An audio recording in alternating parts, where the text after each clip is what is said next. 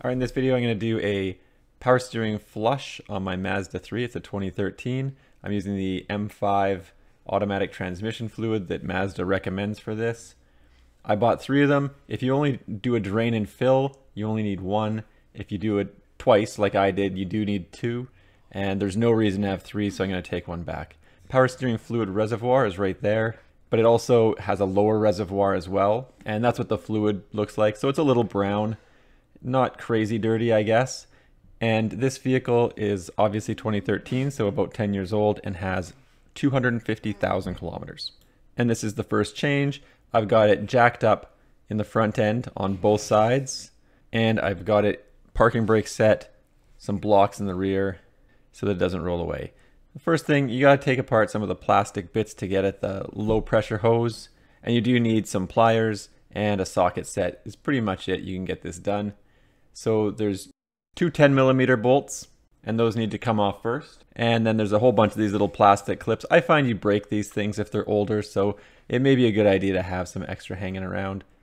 And I have a zap strap on the bottom that needs to come off as well, because that piece of plastic is kind of broken. And the low pressure line is still tucked behind this piece of plastic, so I do need to take a little bit more of the wheel trim off to get at it more easily. And again, there's just about 3 or 4 of those little plastic clips, and then there's some bolts on the bottom that are 8mm. So I'll just pop those off camera, and now I'm sort of left with this.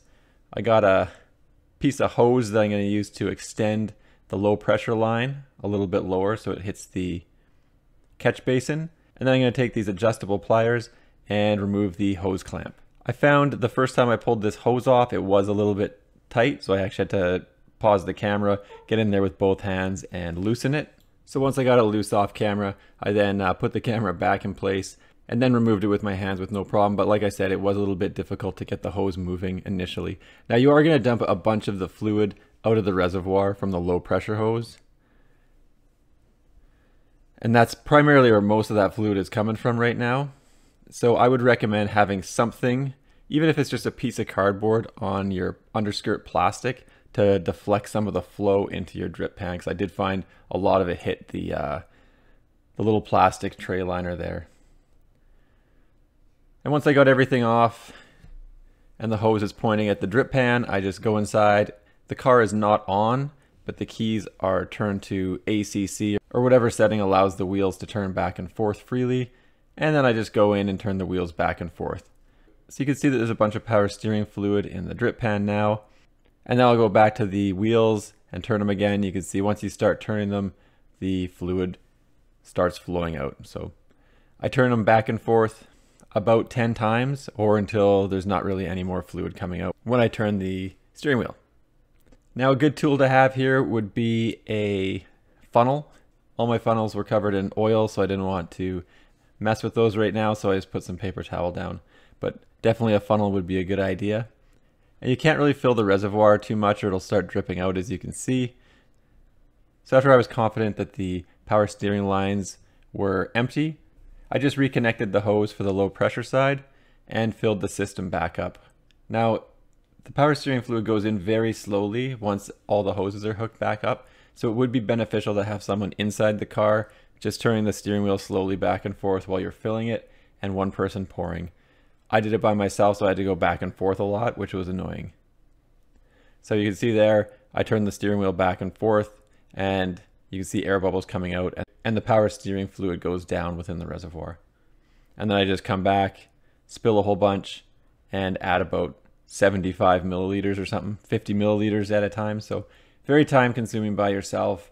Again, if you had a helper, even if it was a kid just turning the steering wheel back and forth, it would cut your time probably in half for this job. So once again, you can see I'm turning the steering wheel back and forth inside, and a bunch of air bubbles come out and the fluid level goes down. And I did that about 20 times.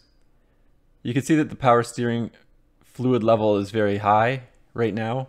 And once I was at the max level there, I turned the vehicle on and just went back and forth with the steering wheel probably 15-20 times just to mix that fluid in there and have it all circulate through the power steering system.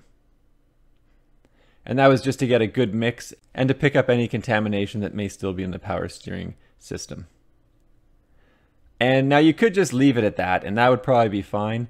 But since I had so much of this stuff, and it's not very expensive, I think it was $8 a liter or something like that, I'm going to do the whole thing twice. So went back under, took the hose clamp off the low pressure side again, drained out the power steering reservoir, this time with some paper towel in there to deflect all the power steering fluid into the drip pan, and then went bump stop to bump stop on the steering wheel, and you can see the fluid that's coming out is much nicer. So I went stop to stop about 20 times, got all the fluid out, reconnected the hose, and then wiped everything down underneath so I can see if there's any leaks. And I put the plastic back together. So again, there's 3 screws underneath that plastic, and then there's about 5 or 6 of those little plastic clips. And I'm still on my first liter of this M5 fluid. So like I said, if all you do is drain it and fill it, 1 liter is definitely enough. If you want to do what I did, drain it and fill it twice, then you're going to need 2 of these jugs, but you barely even touch the second jug on this. So again, same problem, the power steering doesn't go down within the reservoir very fast. You need to go in and turn the steering wheel back and forth. Again, 2 people would make this job much faster. And you can see the power steering fluid going down within the reservoir there.